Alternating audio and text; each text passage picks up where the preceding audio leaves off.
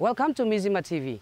In order to analyze about the Burmese economic crisis and the causes and the problems and the solutions, we have here with us Professor Sean Turner from the University of Macquarie, Sydney in Australia. And Sean is also a member of the Burma Economic Watch, which has for years produced research papers on Burma's economy.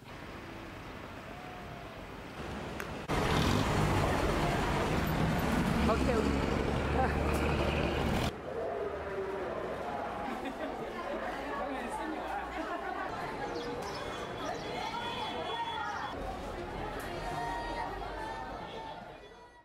Burma's military government has claimed that in the past one decade, the Burma's economy, particularly the GDP, has made a progress of 2 digits. Do you think this number is appropriate? Yeah, I think those numbers are wildly inappropriate.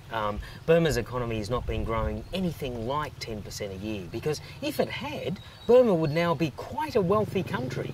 10% of 10 years of 10% growth adds up to a lot, and clearly it hasn't been growing at that level at all. We think it's probably been growing at about 1/3 of that over the last 10 years. Annually, how much do you think that Burma's GDP is growing? Well, we think at the moment it's about 0. But in the past, probably the 3 to 4%, very much driven by the revenues from natural gas and so on. In terms of other areas of the economy, they're in a very bad way, so they're not bringing much growth at all. Yeah, as we all know that the Burmese Prime Minister Thein Sein said that Burma is able to provide about 400,000 employments to its people, literally suggesting that Burma may be able to, resist the global economic crisis. Do you think that is quite likely, or do you think how much do you think the Burmese economy is impacted by the global economy crisis? Burma is not at all avoiding the latest financial crisis, and it's impacting the country in a couple of ways. Firstly, the gas earnings that I mentioned earlier, they're way down compared to last year. Also in a lot of other ways. As we know, a lot of Burmese people live outside Burma and send their money home in the form of remittances. All of those numbers are likely to be way down as Burmese people lose jobs overseas and as their incomes fall overseas and so on. Also, some of the other areas of Burma's economy. Burma produces commodities. They produce beans and pulses and a little bit of rice for export and various other commodities. The prices of those are going to be down as well. And finally, of course, Burma attracts a small amount of foreign investment, and that foreign investment is likely to be down as well. So if we look at the totality of all of that, plus the regime's mismanagement of the economy, which is the one constant feature, then I think we can say that the growth is way down this year. The price reduce of global oil. Do you think how much do you think this will impact the income generated by the Burmese military government? The current fall in oil prices and gas prices and energy generally will have a big impact on the generals' wallets. It won't have such a big impact on the Burma economy itself, because the generals don't allow those money to come on shore. So the people who are most affected by that part are actually the generals themselves. And the impact for them will be quite significant. If you look at gas prices at the moment, they're nearly down by 1/2 of what they were at the peak of 2007.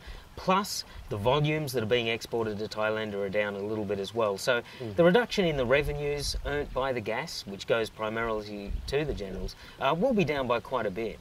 So, talking about the rural credit system, do you think there is a really reliable rural credit system in Burma, or what is your opinion about that? Burma's rural credit system has almost totally collapsed. It's actually in a terrible state. The government has long had a policy of having just one monopoly provider of rural credit in the form of the Myanmar Agricultural Development Bank, or MADB. And the MADB is in bad way at the moment.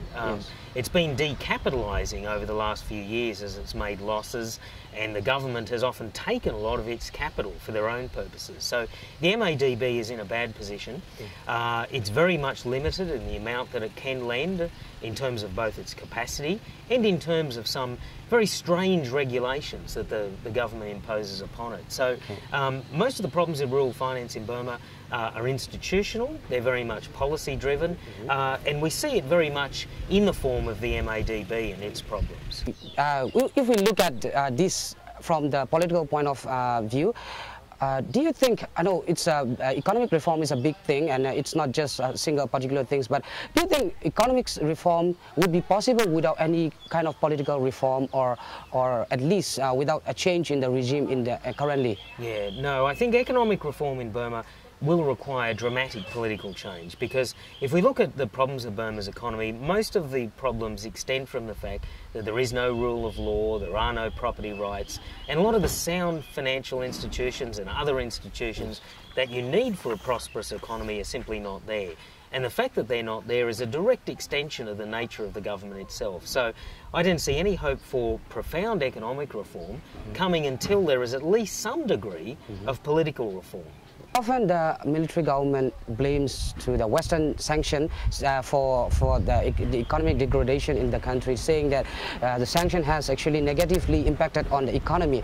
Do you agree that the sanctions actually are the part of the root cause of the economic degradation in Burma? No, not at all. Burma's poverty is overwhelmingly the result of the regime and its policies, the lack of the sound institutions that I mentioned earlier, and also the absurd policy making that we're all very familiar with, the fact that they spend so much money on the military instead of on the various ways that can make Burma more productive. All of that are the real issues, and in a sense what they do when they focus on sanctions in that way is divert attention of what the real issue is. It's also, I think, on that score, it's interesting to reflect that really the true sanctioner on Burma in any case is not really the Western countries that are imposing the sanctions directly, but in fact it is the government itself, by creating an economic environment in which no one would be willing to invest. That's the real problem. That's the real barrier in terms of foreigners investing in Burma and trading in Burma. And of course it's also the real barrier to Burmese themselves investing and conducting productive activity in their country.